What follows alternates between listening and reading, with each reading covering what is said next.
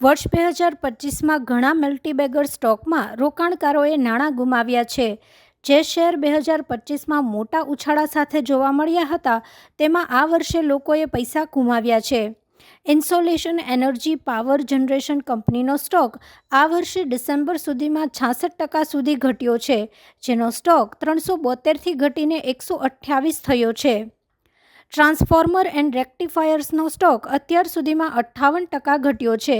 વર્ષની શરૂઆતમાં સ્ટોક 570 આસપાસ હતો અને હાલમાં આ સ્ટોકનો ભાવ 240થી પણ નીચે છે. ઓર્કિડ ફાર્માના સ્ટોકનો ભાવ ડિસેમ્બર 2025 સુધીમાં અડધાથી વધુ ઘટી ગયો છે. અશોકા બિલ્ડકોનની સ્ટોક પ્રાઇસ અત્યાર સુધીમાં લગભગ અડધી થઈ ગઈ છે. આ સ્ટોક 311થી ઘટીને 161 પર આવી ગયો છે. 2 વર્ષમાં ન્યૂજેન સોફ્ટવેર ટેકનોલોજીસના શેરનો ભાવ નેગેટિવ થઈ ગયો છે. આ વર્ષે અત્યાર સુધીમાં સ્ટોક 1701થી ઘટીને 880એ આવી ગયો છે, જેમાં 48%થી વધારેનો ઘટાડો નોંધાય છે.